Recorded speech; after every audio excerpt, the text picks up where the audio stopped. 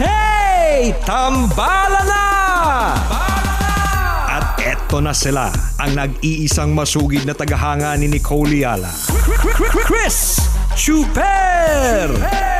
Kasama ang nag-iisang diehard fan ni Chris Chuper. Nicole Yala!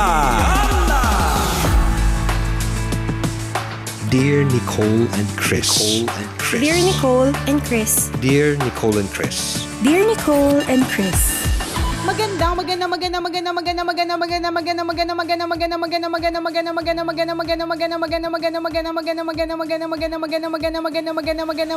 morning, Luzon, Visayas, at Mindanao, Metro and Mega Manila. Hi, partner. Hi partner, how are you doing? I'm okay naman. Alam mo, meron tayong isang tambalanista na ang aga-aga nagrereklamo tungkol sa kanyang work from home na setup. Bakit naman? Sabi niya, Dear Nicole and Chris, tambalanista niyo po ako since 2008. Ang saya-saya ko naman na lagi ko na po kayong napapakinggan. Ano po ba dapat kong gawin? Dahil sapagkat because. O, diba? Aral talaga ng tambalan. Dahil sapagkat because. Ayan. Dahil sapagkat because, ang hirap-hirap na lagi po kaming may Zoom meetings.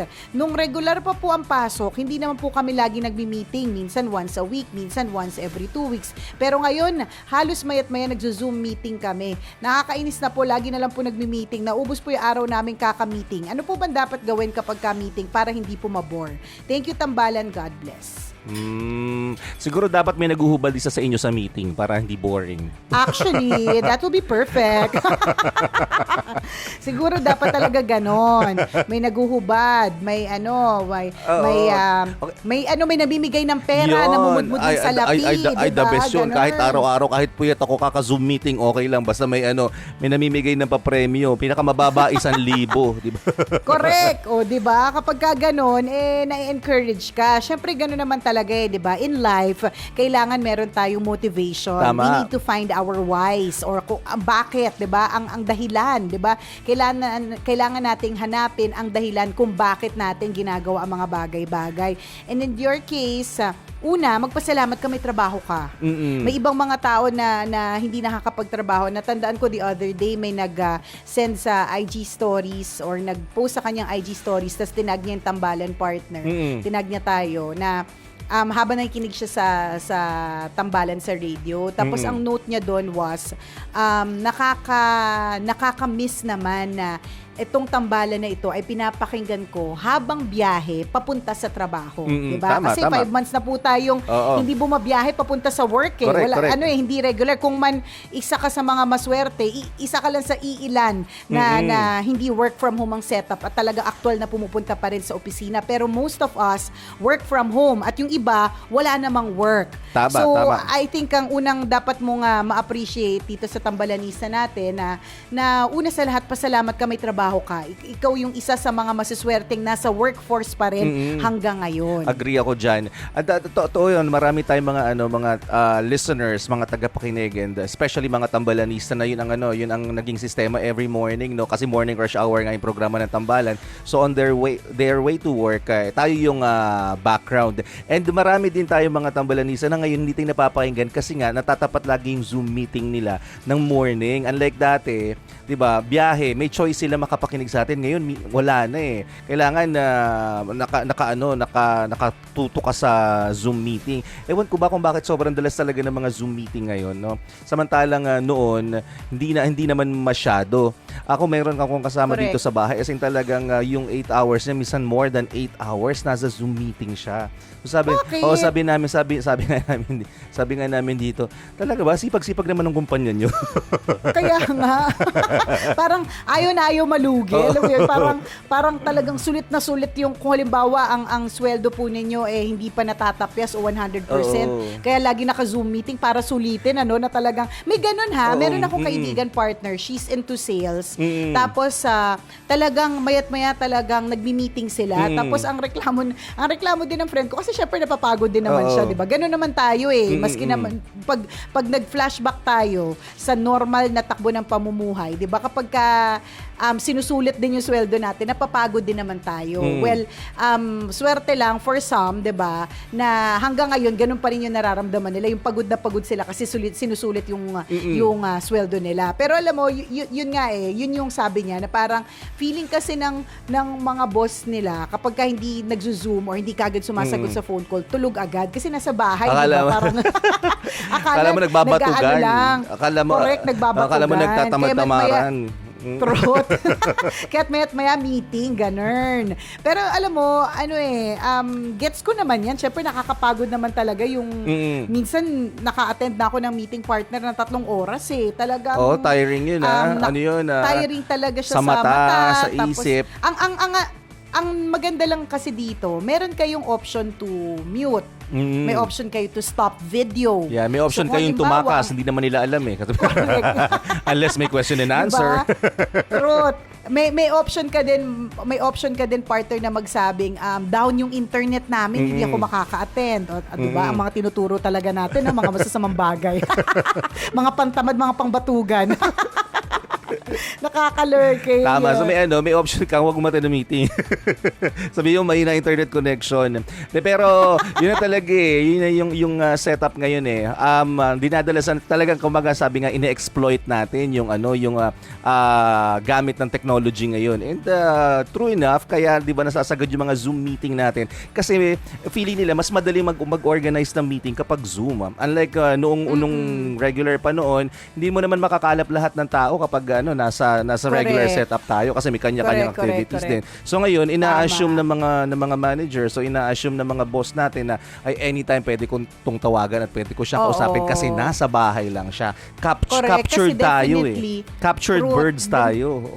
Oo kasi definitely we are not going anywhere. Tama. Unless meron ka talagang pupuntahan yung araw na yan. Diba? Pero normally naman yung mga meetings niyan, sineset naman yan Hindi naman yan biglaan. Kasi syempre 'di ba may hindi lang naman yan yung life mo, 'di ba? Totoo 'yun. So, pero actually mas maraming gets gawa naman sa namin. bahay. Pag nasa bahay ka lang, feeling ko Actually, totoo yan. mas maraming hindi ka nauubos yung ginagawa Kaya mo nga, kahit nasa bahay ka lang, no? Correct. Kaya nga 'di ba parang tumaas ng milya-milya ang respeto natin sa mga home managers. Yung mga stay-at-home moms partner ngayon, chill lang sila kasi sanay na sanay sila sa ganitong setup, 'di ba? Tapos ngayon parang sinasabi nila sa mga working moms, parang kung pwede lang 'di ba, sabihin nila at kutsain yung mga working moms sabihin niyo nasa bahay lang kami, wala kaming ginagawa. Ang hirap, 'di ba? Tayo Correct. gumawa ngayon, 'di ba? Correct. 'Di ba? Hindi ba't ngayon hirap kayo? 'Di ba? Basta dagdagan pa ng additional halimbawa responsibility galing sa opisina. Correct. O di dalo na. Naku, mahirap Tama, talaga. 'di ba? Kaya Alam mo, dun sa kabisyo natin na nag-PM, just be thankful. Be thankful na meron kang trabaho. Yes. Isa ka dun sa mga nasa workforce pa rin hanggang ngayon. Ngayon, yun na lang sa tingin ko yung kailangan mong gawin na i-change mo yung perspective mo. Yes. Yung sa halip na magrereklamo ka, magpapasalamat ka na lang, 'di ba? Thankful ka na lang dapat kasi a grateful heart is a happy heart. Tama. Kapag ka ang puso mo laging marunong magpasalamat, 'di ba? Masaya Masaya yung puso mo kasi ma-appreciate mo yung nangyayari. Kasi katulad niyan, mas nakikita mo yung nakakapagod, lagi na lang, Tama. ang dami pinapagawa, 'di ba? Pero kung makikita mo siya sa aspetong, naku, buti na lang may ginagawa ako Correct. ngayon. Buti na lang kaya ako napapagod kasi meron akong pinagkakaabalahan. O kapag ka tinignan mo dyan sa aspetong yan, mas masayang gawin yung mga yan. Tapos, kung gusto mo naman din talagang maging happy ang mga meetings, ayan, pwede ka naman mag-suggest 'di ba? Dun sa inyong dun sa nagpapa-meeting na, sir or ma'am, baka baka pwedeng magkaroon muna tayo ng games. 'Di ba gano'n naman 'yun kahit naman regular meetings, Tama. nagpapa-games or nag-icebreaker, Correct. 'di ba? Kasi may mga ang meeting energizer talaga na po, tinatawag para Oo, hindi correct. boring. Kasi totoo yan. Sa totoo lang naman talaga, partner, ang mga meetings at ang mga seminar, talaga namang hindi lahat talaga ay natutuwa dyan. Parang feeling, parang parang sagabal sa buhay minsan. 'Di ba? Pero it can be exciting. And kung titingnan mo sa aspetong dun lang naman din kayo magkikita-kita, mag-update sa isa't isa, 'di ba? Mas lalo mong ma-appreciate yung mga meetings. Tsaka yun, Totoo gano'n yun. na lang. Mag-suggest ka na lang, sabi mo, "Ma'am, sir, yung isa nating office mate, nagbebenta siya ng let's say, Maha Blanca o Yan. ube cheese pandesal, ganyan. Ano ba, leche flan, ganun. Ano po bang baka naman pwedeng sa kanya manggaling yung price, ang bayad company. Oh, Ganun, yung mga ganun pakyawin yung tinda ng isa Correct. yung employee tapos ipamigay sa Pwede staff, din. 'di ba? Na umattend ng meeting, 'di ba? Mga Tama. ganung tipo na lahat gaganahan talaga. Totoo, tama ka sinabi mo, partner. Talaga, life is all a matter of perspective, 'di ba? Paano mo tinitingnan ng ang isang bagay ay depende sa iyo. Kung titingnan mo ito sa pangit, edi ikaw din, choice mo 'yan. Kung titingnan mo sa magandang paraan, edi good for you, 'di ba? So, kay kabisyon natin na nag-message, dalawa lang yung options mo sa ngayon, 'di ba? Either a-attend ng meeting or mawala ng trabaho, 'di ba? So, Correct. kung a-attend ka ng meeting, magandang bagay 'yun kasi ibig sabihin nun may ginagawa ka, productive yung araw mo. Yung pangalawang choice, Tama. kung ayaw mo attend ng meeting, mawawalan ka ng trabaho, mapapagod ka rin kasi nakakapagod yung walang ginagawa sa bahay. Tapos hindi ka pa productive, wala ka pang income. Correct. So, alin ang pipiliin mo sa dalawa? 'Di ba? True. Doon ako Diba? sa kapaki-pakinabang na oras. 'Di ba? Nakakapagod Yes. pero may sweldo naman. Isang malaking check ng pink na ballpen. O siya ha, sa halip na magreklamo, magpasalamat. Yes. Yun na lang po. Uulitin po natin, a grateful heart is a happy Tama. heart. Kapag ka marunong ka mag-appreciate kung ano ang meron ka. Hindi yung tumitingin ka. Alam mo ang mga tao talaga, partner, sala sa init, sala sa lamig. Tama. Talagang Sobra hindi mo- akong agree dyan. Oo. Walang kalagyan. Mga hindi tayo ma-please. Kapag ka marami tayong ginagawa, nagrereklamo tayo. Kapag wala naman tayong ginagawa, nagrereklamo din tayo kasi wala tayong ginagawa, di Tama. ba? So, Saka alam sobrang mo yun? tinuknukan tayo ng reklamo, di ba? Mahilig tayo, Correct. reklamador tayo mga tao. Ewan ko lang, kung Pinoy lang kung mga Pinoy lang or ibang mga lahi din. Pero yung kung oobserbahan natin, di ba? Tayo mga Pinoy, ang hilig-hilig nating magreklamo. Yung tipong hindi lang natin magustuhan yung sinabi ng isang tao, hindi lang natin magustuhan yung ginagawa ng ibang tao. Lahat tayo may sasabihin Lahat tayo may sasabihin hindi maganda tungkol sa kanya. Di ba? Parang lahat tayo may argument, lahat tayo may gustong sabihin, may opinion. Hindi Tama. mapakali yung bibig natin na manahimik minsan, di ba? Correct. Na pwede gumawa na lang ng kapaki-pakinabang na bagay sa halip na di ba, magdadakdak at magbigay ng mga sumbong at True. reklamo. Di ba? Kaya nga. So alam mo yon, ang isa pang paalala is to celebrate small victories. Isa pa yun. May mga maliliit na happiness at maliliit na victories na pwede nating tingnan over yung mga reklamo, 'di ba? Halimbawa, yan, balik tayo dun sa Zoom meetings. Sa palagay ko rin yan small victories din yan kasi kunyari 3 meetings in a day. Isipin mo 3 yung mga topics or napag-usapan na alam mo yon na nagawa nyo in one day. Normally hindi mo yun magagawa kasi Tama. syempre may factor ng traffic, may factor ng may malilate si ganyan, may factor ng hindi makakarating si ganon, 'di ba? Ito mas maraming na-accomplish. Yung ganun ba, parang tingnan natin siya at the bright side. Tama. Or tingnan natin. Basta look at life at the brighter side. And pagka ginawa mo yun, maiiwasan natin yung pagrereklamo. Tama Diba? ka Kasi dyan. mga reklamador tayo Kapag ka ganito, umiinit ang panahon, naiinis tayo kasi ang init. Bakit ganon? Diba? Kapag ka umuulan naman, nasistress tayo kasi umuulan. Ano ba? Nakakaloka. Walang kalagyan, Grabe sala yung sa shoes. init, sala sa lamig. Basta ang importante, bottom line dito, Kabisyo, let's be thankful, 'di ba? Kung may ginagawa ka ngayon, Tama. magpasalamat ka. Kung wala kang ginagawa pero trip mo 'yan, magpasalamat ka rin kasi trip mo yung walang ginagawa at binigay sa iyo ng pagkakataon, 'di ba? So magpasalamat ka, magiging okay ang araw mo. Alam mo, partner, meron akong nakita na isang tawag dito, article tungkol sa isang teacher. I don't know if you've come across that article. Tungkol sa isang teacher na nag-close yung school. Nag-close yung school kung saan kasi it's not yung mga big schools. Oo. So marami kasi mga private na small schools, partner, na nag-close, 'di ba? So nag-close yung school na yon. Tapos meron siyang 5 na kids. Tapos nagbebenta na lang siya ngayon, parang gano'n. Hindi ko nilalang pero ibig sabihin, dati siyang full-time teacher tapos ngayon nagbebenta.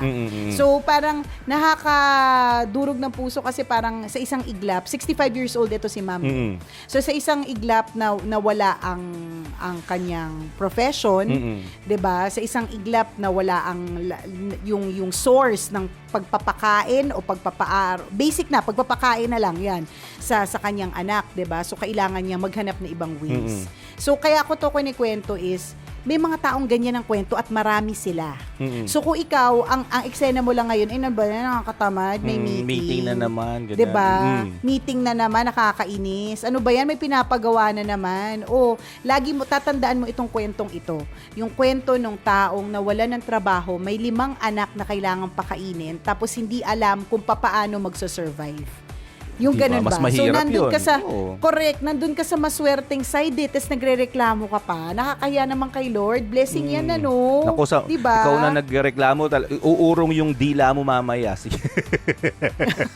Liliit. Hindi lang yung partner. Kasing liit ng dila ng butike. Di ba? Hindi lang yung partner. Pagising niya, puro anit na lang siya, wala ng buhok. Oh, naku, yung buhok sipin niya mo. kasing, good luck sa'yo. Nagnalagas Pagising mo, dahil puro sa anit stress, ka. Diba? So, learn to appreciate. Yun lamang po yung lesson natin ngayong umagang ito. Mamayang 9:00, isa na namang kwento mula sa ating Mahiwagang burnay ang ating mapapakinggan, kaya inyong pakaantabayanan. Gotta go mga kabisyo. Muli ako po si Nicole Yala. At ako naman si Cambio King Chris Chuper. Na nagpapaalala, una magdasal ka para mabuhay ka. Pangalawa, mag-face mask ka para mabuhay naman ang iba. Yun. Always your number one. SM Radio Station.